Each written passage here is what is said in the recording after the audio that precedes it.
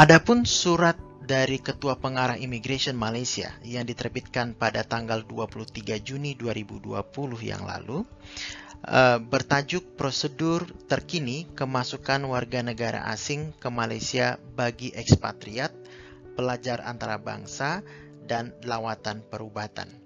Dan ketentuan ini akan mulai berlaku sejak tanggal 24 Juni 2020.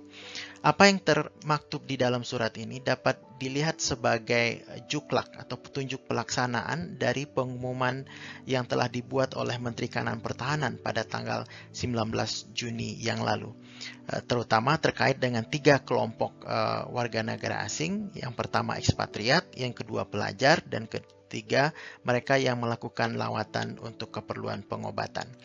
Namun nanti Anda akan lihat bahwa ada beberapa detail yang di dalam surat Ketua Pengarah ini justru menganulir atau merubah atau memperketat apa yang telah diumumkan oleh Menteri Kanan Pertahanan pada 19 Juni 2020 yang lalu. Mari kita lihat bersama-sama.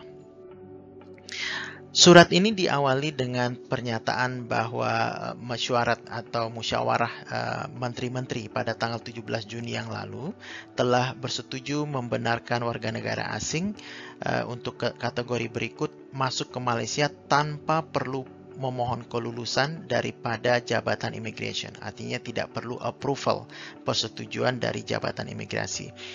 Keempat kelompok itu adalah pas penggajian kategori 1 atau employment pass kategori 1, kemudian pemegang pas residen atau resident pass yang dikeluarkan oleh Talent Corp, kemudian pas tanggungan atau dependent pass untuk kategori employment pass 1 atau resident pass, kemudian pembantu rumah asing kepada kategori penggajian pas penggajian 1 atau resident pass. Nah, Anda bisa lihat di sini kategori 2.3 dan 2.4 di sini adalah tambahan yang tidak disebutkan oleh Menteri Kanan Pertahanan pada tanggal 19 yang lalu. Jadi ini tambahan penjelasan penambahan kelonggaran dari Jabatan Immigration Malaysia. Kemudian dilanjutkan bahwa kemasukan bagi ekspatriat yang memegang pas penggajian 2, penggajian 3, EP1, EP2, dan EP3, kemudian pas lawatan ikhtisas atau kategori pakar atau professional visit pass masih tertakluk pada kelulusan daripada Ketua Pengarah Immigration. Nah, ini adalah penyempitan dari apa yang sudah diputuskan atau diumumkan oleh Menteri Pertahanan, yaitu terutama terkait dengan pas lawatan ikhtisas. Pada saat itu diumumkan bahwa pemegang professional visit pass ini juga diperbolehkan masuk tanpa memohon izin dari Jabatan Immigration, tetapi di sini dijelaskan bahwa mereka masih perlu mendapatkan kelulusan atau persetujuan.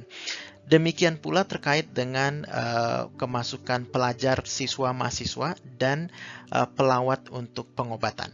Pada pengumuman pada tanggal 19 Juni yang lalu oleh Menteri Kanan Pertahanan, kedua kelompok ini juga tidak memerlukan izin atau kelulusan dari Jabatan Immigration Malaysia. Tetapi surat ini memperjelas atau mempersempit ketentuan bahwa kedua kelompok ini ternyata tetap harus memerlukan mendapatkan kelulusan dari Jabatan Immigration Malaysia. Nah, Anda mungkin masih ingat dengan slide ini. Ini adalah jenis klasifikasi visa dan pas yang dikeluarkan oleh pemerintah Malaysia.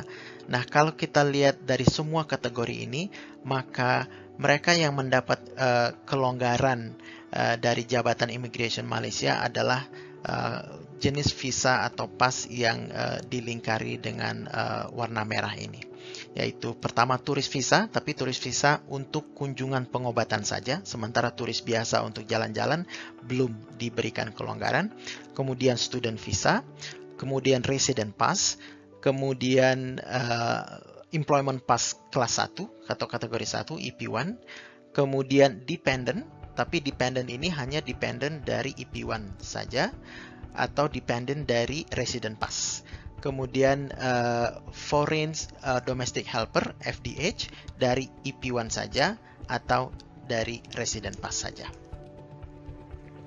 Sementara untuk yang lain belum terjadi perubahan ketentuan atau pelonggaran. Artinya mereka masih tetap memerlukan, paling tidak memerlukan kelulusan dari Jabatan Imigrasi Malaysia. Mari kita lihat lebih detail ke prosedur kemasukan ekspatriat, kelompok yang pertama yang dibahas atau oleh surat dari Jabatan Imigrasi Malaysia ini. Yang pertama, bahwa ekspatriat yang masuk ke dalam 4 kategori tadi, Employment Pass 1, Resident Pass, Dependent, dan Domestic Helper dari kelompok 1 dan 2 itu, pertama mereka harus melakukan PCR test di negara asal mereka. Kemudian mereka harus mendownload MySejahtera App untuk memonitor gerakan mereka setiba di Malaysia. Kemudian begitu tiba di pintu masuk Malaysia, mereka juga akan diwajibkan melakukan COVID-19 test.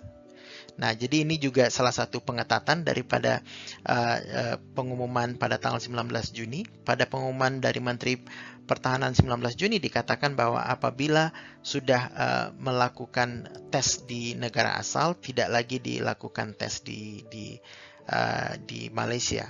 Namun apabila mereka belum melakukan tes di negara asal, maka akan dilakukan tes di pintu masuk. Tapi melalui surat ini, Jabatan Migrasi menegaskan bahwa kedua-duanya diperlukan dan diwajibkan. Kemudian apabila mereka berasal dari negara yang bukan zona hijau, maka mereka wajib melakukan self-quarantine selama 14 hari. Zona hijau di sini adalah 4 negara, yaitu Brunei, Singapura, New Zealand, dan Australia. Jadi mereka yang datang dari 4 negara ini tidak diwajibkan melakukan self-quarantine 14 hari. Kemudian mereka diharapkan tentu patuh pada prosedur imigrasi lain-lain yang biasa dikuat-kuasakan. Dan ini mulai berlaku 24 Juni 2020. Semoga informasi yang kami share, kami kongsikan ini bermanfaat bagi Anda semua. Apabila Anda memerlukan pertanyaan, jawaban, diskusi lebih lanjut, silahkan gunakan ruang diskusi comments di bawah video ini. Mudah-mudahan kita bisa menjawab atau berdiskusi di forum tersebut. Jangan lupa untuk subscribe ke channel di Khairat TV dan like, share video-video yang Anda tonton. Terima kasih sekali lagi atas perhatian Anda. Stay safe, stay healthy, jaga jarak. Wassalamualaikum warahmatullahi wabarakatuh.